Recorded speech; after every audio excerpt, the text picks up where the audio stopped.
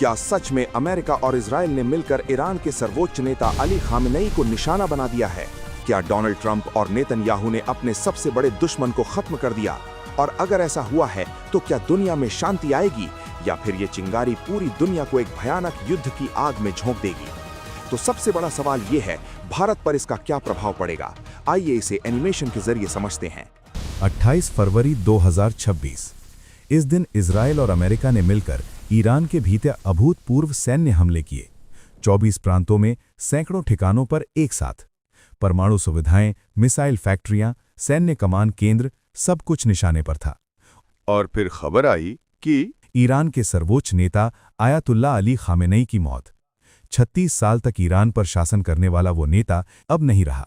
Khamenei की मौत की जिम्मेदारी अमेरिका और इजराइल दोनों ने स्वीकार की। अमेरिकी राष्ट्रपति डोनाल्ड ट्रंप ने खुलकर कहा कि इस अभियान का मकसद ईरानी शासन को गिराना है। इजरायली प्रधानमंत्री नेतन्याहू ने इसे अस्तित्व के खतरे के खिलाफ कार्रवाई बताया। ईरान से भी अलग अलग तस्वीरें सामने आने लगीं।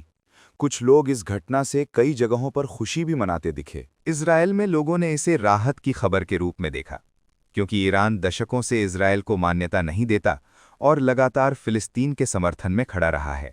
लेकिन सबसे बड़ा सवाल ये है कि क्या ये कार्रवाई शांति लाएगी या मध्य पूर्व को एक ऐसी आग में झोंक देगी जिसकी लपटें पूरी दुनिया तक पहुंचें? इस सवाल का जवाब ढूंढने के लिए हमें इतिहास में थोड़ा पीछे जाना होगा। ईरान और इजराइल की दुश्मनी कोई नई बात नहीं है। 1979 की इस्लामी क्रांति के बाद से ईरान ने इजराइल के अस्तित्व को ही चुनौती दी। खुमैनी से लेकर खामेनेई तक ईरानी नेतृत्व ने इजराइल को गैर कानूनी शासन कहा और फलस्तीनी आंदोलन का समर्थन किया।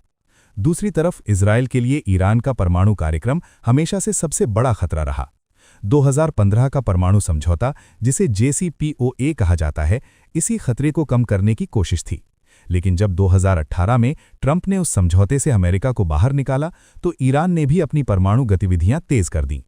इजराइल ये मानता रहा कि अगर ईरान के पास परमाणु हथियार आ गए तो उसका अस्तित्व खतरे में पड़ जाएगा। लेकिन ये टकराव सिर्फ दो देशों के बीच नहीं था। ईरान ने पूरे मध्य पूर्व में छद्म सेनाओं का जाल बिछाया। लेबनान में हिजबुल्लाह, गाजा में हमास, यमन में हूती, इराक में शिया मिलिशिया, ये सब ईरान की रणनीतिक गहराई थे। ऐसे मोहरे जिनके जरिए ईरान बिना सीधे युद्ध के इजराइल पर दबाव बनाता रहा। अक्टूबर 2023 में हमास के इजराइल पर भीषण हमले के बाद से ये तनाव लगातार बढ़ता गया। 1200 से अधिक इजरायली नागरिक मारे गए। इजराइल ने गाजा में व्यापक सैन्य अभियान चलाया। हिजबुल्लाह के साथ सीमा पर झड़पें हुईं।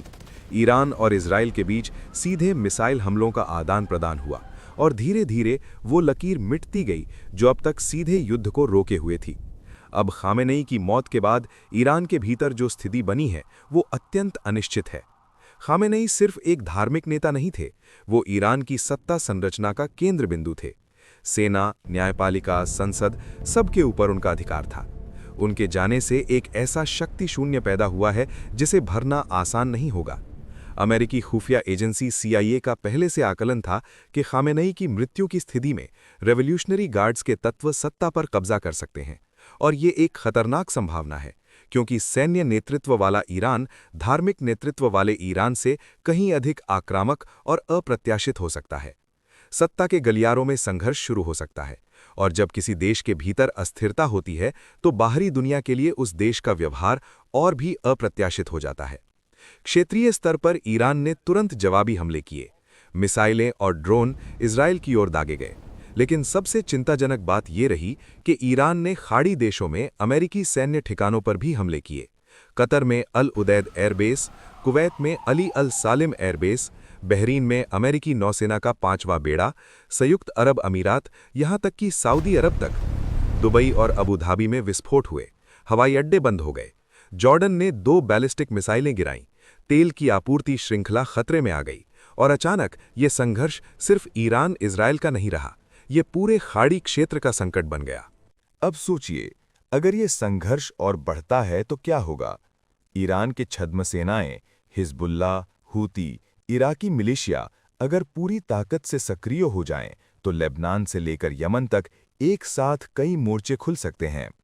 इजराइल को एक साथ कई दिशाओं से खतरे का सामना करना पड़ सकता है।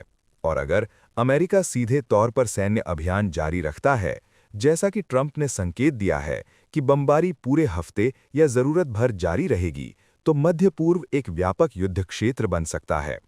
हॉर्मुज़ जलडमरू मध्य, जिससे दुनिया के तेल का एक बड़ा हिस्सा गुजरता है, अगर बाधित हो जाए तो वैश्विक ऊर्जा बाजार में भूचाल आ सकता है। तेल की कीमतें आसमान छू सकती हैं, वैश्विक मुद्रास्फीति बढ़ सकती है, शेयर बाजारों में गिरावट आ सकती है। भारतीय शेयर बाजार में भी कमजोरी के संकेत दिख रहे हैं। यानी मध्य पूर्व की एक क्षेत्रीय लड़ाई पूरी वैश्विक अर्थव्यवस्था को प्रभावित कर सकती है, और भारत जैसा देश जो अपनी ऊर्जा जरूरतों के लिए आयात पर निर्भर है, इससे अछूता नहीं रह सकता।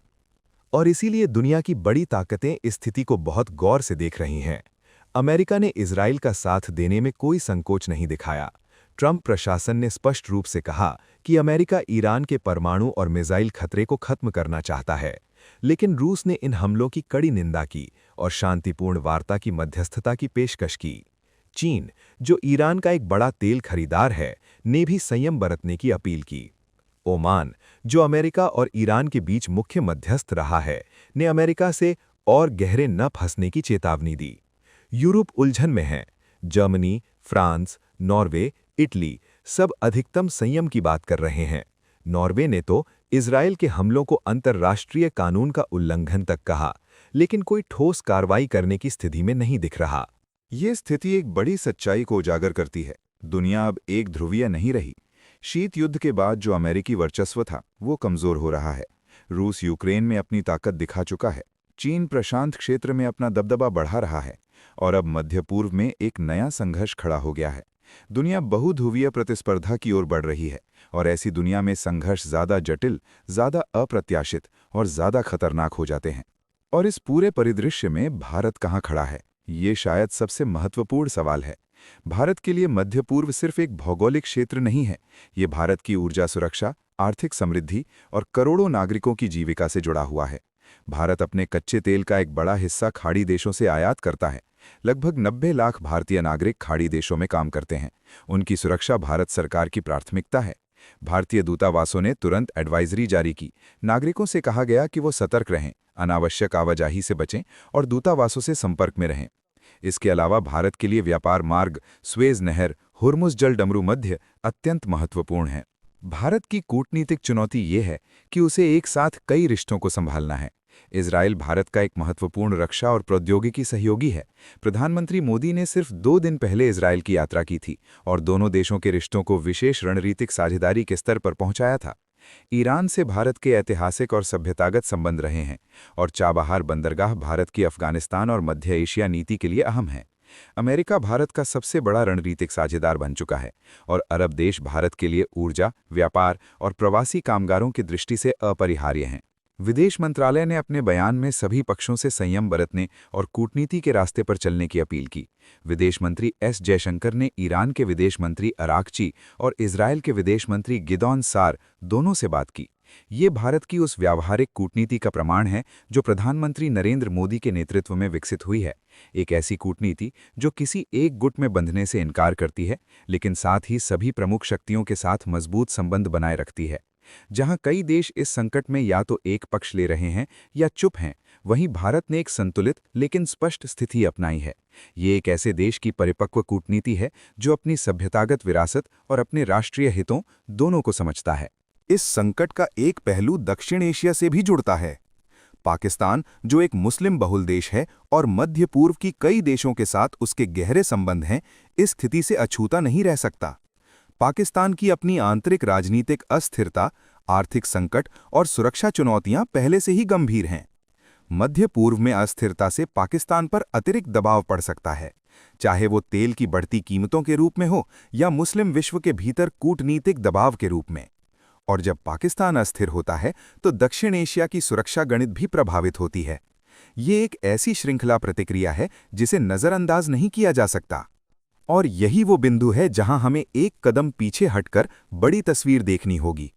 इतिहास गवाह है कि जब क्षेत्रीय संघर्ष वैश्विक प्रतिद्वंदिताओं से टकराते हैं तो स्थितियां बहुत तेजी से नियंत्रण से बाहर जा सकती हैं।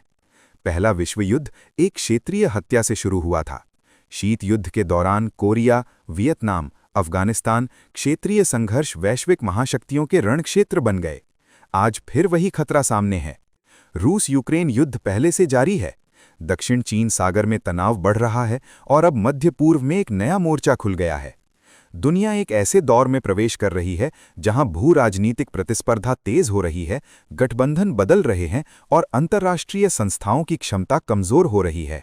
मध्य पूर्व हमेशा से ऐसा क्षेत्र रहा है जहां स्थानीय संघर्षों ने वैश्विक परिणाम पैदा किए हैं। तेल संकट से लेकर शरणार्थी लहरों तक, आतंकवाद के उभार से लेकर महाशक्तियों की प्रतिद्वंद्विता तक। और आज जब दुनिया की बड़ी ताकतें फिर से एक दूसरे के सामने खड़ी हो रही हैं, तो मध्य पूर्व में लिए गए फैसलों के नतीजे सिर्फ उस क्षेत्र तक सीमित नहीं रहेंगे।